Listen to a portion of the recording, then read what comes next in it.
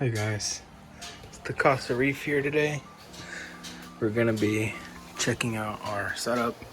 I'm gonna be giving y'all a tour on what I have going on and an update. And I also picked up another coral. It's a torch coral. Came with 2 heads, 70 bucks. Not too bad.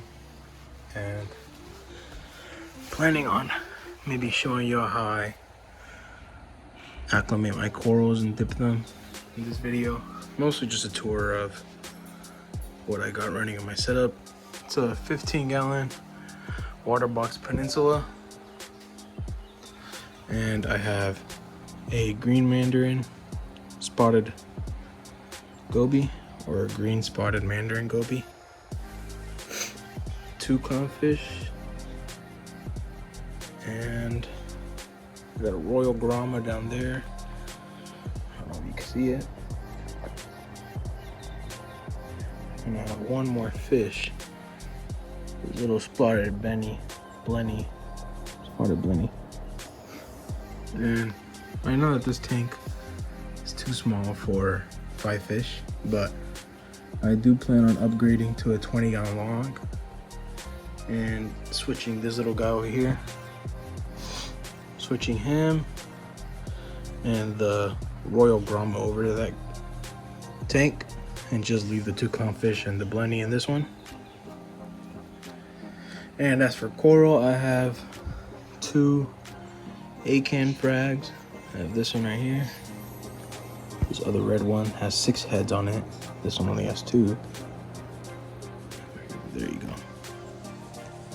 And I have this Duncan that has 2 more heads growing out of it on the side, and a couple of little ones under it. Some GSP, can't go wrong with GSP. These red mushrooms, I forgot exactly what they're called, but I don't know a lot of the names for these corals, just what kind they are. I have 2 hammers, this one and that one over there. This one supposedly is a green toxic branching hammer. That one's also a branching hammer, but I think that one's just a green tip branching hammer. I also have 1 Kenya tree in the back over there. Thought this polyp's closed, but yeah. As for cleanup crew, I have 6 blue-legged hermit crabs. You kind of see one down there. He's one of the bigger ones. 2 Astrea snails. One right here. And one somewhere else in there. A fighting conch snail. That's him. Just one of those. And 2 Naceria snails that you can't see because they like to hide under the sand. And I think that, I had a little aptasia problem come out of nowhere. There's a little guy right there. There's one more that came in with this frag. That's a little bit of a bigger one. But I'm planning on getting rid of those. Trying to get some Aptasia X. See if that'll do the job. And talking about pest, I actually had this little guy. If I could find him. I don't see him any. Oh, there he is. That little guy right there has a stowaway on this A-can that I had gotten. And well, after doing some research, he's not too much of a pest. He's more of a helper. I think they're called colonista snails. And they're good grazers. And as for what I run on my setup, I'm using a 50-watt Night Crew Hyper Reef light. Comes with customizable buttons. I'm trying to buy the controller to help me set up a time schedule, but as for right now, I just have it on about 6 to 8 hours a day. And as for my filter, I run filter floss with sponges, black sponges, some ceramic rings for biological filtration, and I do use activated carbon. It just works for me, you know, keeps the water nice and clean. I've never really ran into a large phosphate or, you know, high phosphates, because that's what I've been using. One other thing that's helped me control my phosphates is this over here. I got, it's called PhosGuard.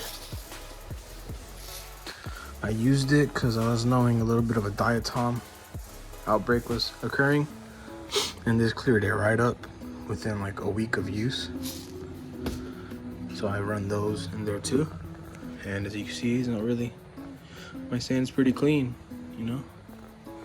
I do dose my tank with Alpha Reef and pH, raise my pH a little bit, but I haven't really dosed any pH since.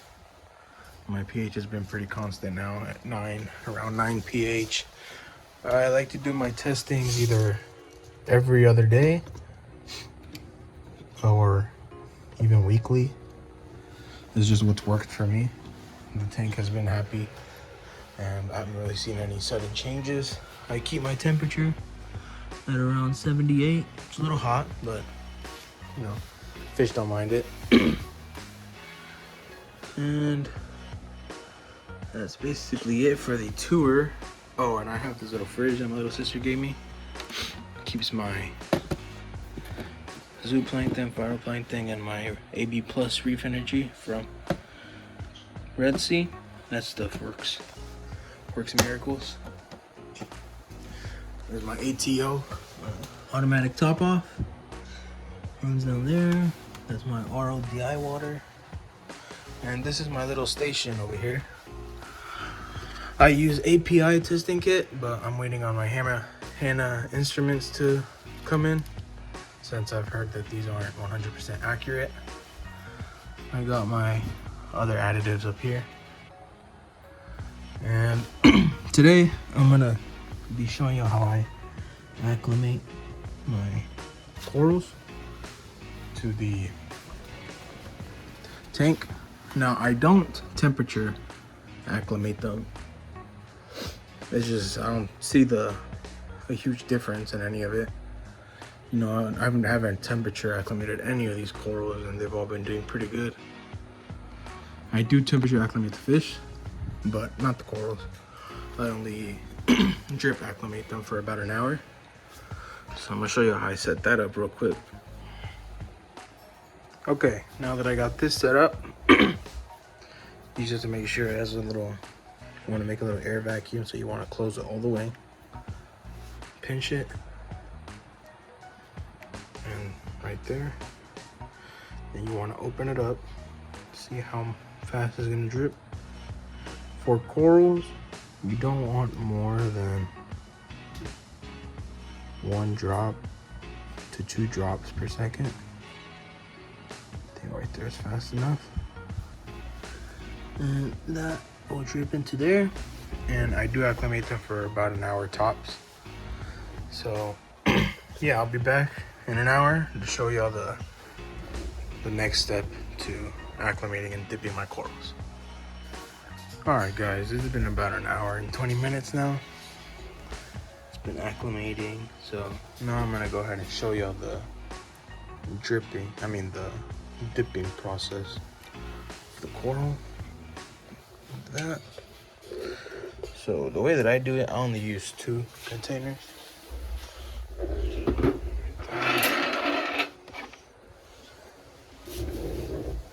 Coral, and I use the C-Chem brand coral dip.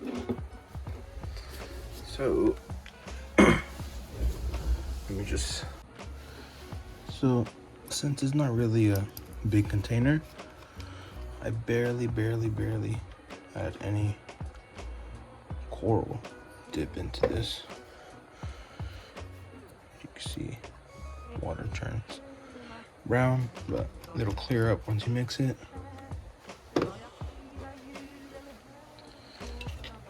mix it with this.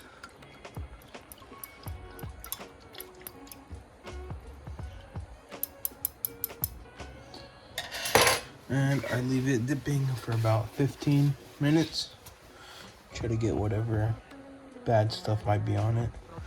This looks like a pretty neat frag, so I doubt there's anything on it, but better be safe than sorry. So I'll be back in 15 minutes. Okay, so after about 15 minutes, what I like to do is I grab it from the plug, shake it around a little, and then put it into clean water. And shake it around in there real good. Make sure we get most of that coral dip off. I'll let it sit there for now while I grab you guys. Okay, so now I got him in there.